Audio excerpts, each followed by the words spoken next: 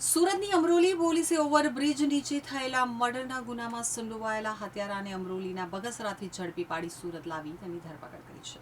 સુરતના અમરોલી વિસ્તારમાંથી ગત 15મી મેના રોજ અમરોલી બ્રિજ નીચેથી હીરાલાલ ગયાસિયાની હત્યા કરાયેલી લાશ મળી હતી.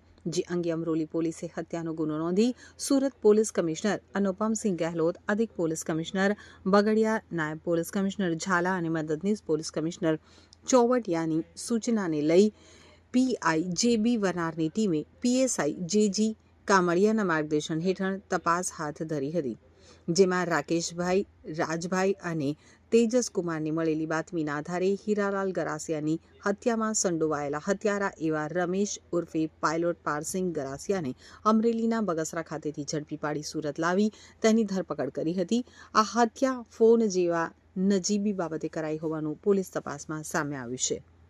ગત તારીખ 16/5/2026ના રોજ અમરોલી પોલીસ સ્ટેશનમાં એક એડી દાખલ થઈ હતી.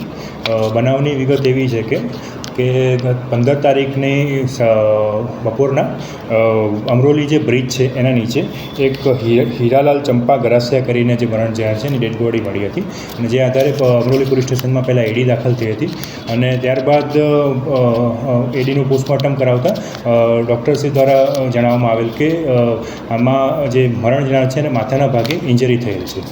જે આધારે પોલીસને સસ્પિશિયસ લાગતા પોલીસે આગળ તપાસ ચાલુ કરી હતી. અમરોલી પોલીસ દ્વારા ટેકનિકલ એનાલિસિસ અને હ્યુમન રિસોર્સની મદદથી આની તપાસ ચાલુ કરવામાં આવી હતી. જેમાં એક આરોપી જે છે રમેશ ઉર્ફે પાયલટ પારસિંગ ગરાસિયા, જેની પોલીસે કડક શબ્દોમાં પૂછપરછ કરતાં જાણવા મળેલ કે આ બે વચ્ચે 15 તારીખના બપોરે મોબાઈલ બાબતે એક સામાન્ય બોલાચાલી થઈ હતી. જેમાં જે આરોપી છે એને લાકડાનો એક ફટકો મારેલ હતો મરણ જનારને, જેના કારણે મરણ જનારનું મૃત્યુ થયું હતું. ત્યારબાદ પોલીસે આરોપીની ધરપકડ કરેલી છે અને આગળની કાર્યવાહી અમરોલી પોલીસ દ્વારા ચાલુ છે. આરોપીના ઉપર પહેલાંથી પણ ગુનાહિત અત્યાર સુધીની અમારી તપાસમાં કોઈ આરોપીના વિરુદ્ધમાં અત્યારે કોઈ પહેલાંનો કોઈ ગુના દાખલ થયેલા નથી. આરોપી શું કામ કરતો? આરોપી અને મરણ જનાર બંને એકબીજાને પહેલેથી ઓળખતા હતા. બંને રાજસ્થાનના બાંસવાડા જિલ્લાના રહેવાસી છે અને આ બંને અહીંયા છૂટક મજૂરી કરતા હતા.